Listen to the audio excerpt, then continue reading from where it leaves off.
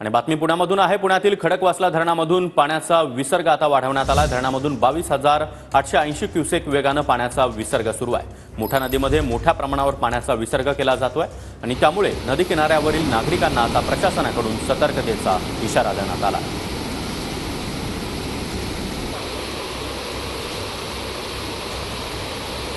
तर खडकवासला धरणामधून 8,000पेक्षा अधिक क्युसेक वेगाने पाण्याचा विसर्ग सध्या सुरू आहे। त्यामुळे मुठा नदी पात्रामध्ये मोठ्या प्रमाणात हा पाण्याचा विसर्ग करण्यात आला। नदी किनारच्या नागरिकांना सतर्कतेचा इशारा देण्यात आला आणि या संदर्भात अधिक माहिती देण्यासाठी आमचे प्रतिनिधी प्रदीप कापसे आपल्या सोबत आहेत। प्रदीप, पुन्हा एकदा आता खडकवासलामधून विसर्ग वाढवण्यात आलेला आहे। पुणेकरांना देखील सावधानतेचा इशारा। सागर अगदी बरोबर आहे। खरं तर पुणे शहरामध्ये पावसाची उघडदीप जी आहे ती थांबलेली आहे। मात्र धरण क्षेत्रामध्ये गेल्या 24 तासामध्ये मुसळधार पाऊस जो आहे तो पडलेला होता।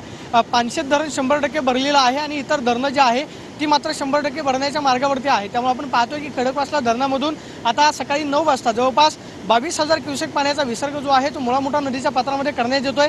पाटबंधारे विभागाच्या वतीने आवाहन करण्यात आलेलं आहे की नदी पात्रामध्ये कुणी उतरण्याचा प्रयत्न करू नका, कारण पावसाचा जोर वाढला तर पाण्याचा क्युसेक विसर्ग जो आहे तो सुद्धा मोठ्या प्रमाणावरती वाढवण्यात येईल। खरं तर परवाच्या दिवशी हा विसर्ग जो आहे तो पूर्णपणे बंद करण्यात आलेला होता, कारण धरण क्षेत्रामधली पावसाची उघडीप जी आहे ती थांबलेली होती। मात्र सध्या रात्री खरं तर मुसळधार पाऊस जो आहे तो धरण क्षेत्रामध्ये पडला। त्यामुळे आपण पाहतोय की सध्या पाण्याचा विसर्ग जो आहे तो मुळा-मुठा नदीच्या पात्रामध्ये वाढवण्यात आलेला आहे। नदीकाठच्या परिसरातल्या लोकांना सतर्कतेचा इशारा दिलेला आहे। ज्या ठिकाणी ज्या भागामध्ये पाणी येत आहे तिथल्या लोकांना सुरक्षित ठिकाणी स्थलांतर करण्याच्या सुद्धा सूचना ज्या आहेत त्या पाटबंधारे विभागाकडून देण्यात आलेल्या आहेत। महानगरपालिका अलर्ट मोडवरती काम करते। मात्र धरण क्षेत्रामध्ये मुसळधार पाऊस झाला त्यामुळे आपण पाहतोय की धरणाच्या 11 दरवाजांमधून आता 22,000 क्युसेक पाण्याचा विसर्ग जो आहे तो करण्यात येतोय।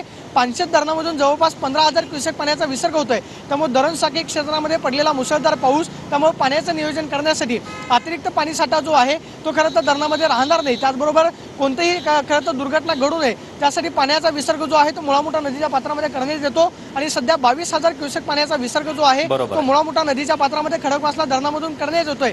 हवामान खात्याकडून अंदाज वर्तवण्यात आलेला आहे की 3 दिवस खरं तर मान्सूनचा वेग जो आहे तो कमी होणार आहे। मात्र सध्या तरी धरण क्षेत्रामध्ये झालेल्या जोरदार पावसामुळे त्यामुळे कुठेतरी नदी किनारच्या नागरिकांनी देखील आता सावधगिरी बाळगण्याची गरज आहे। धन्यवाद या सविस्तर माहितीसाठी।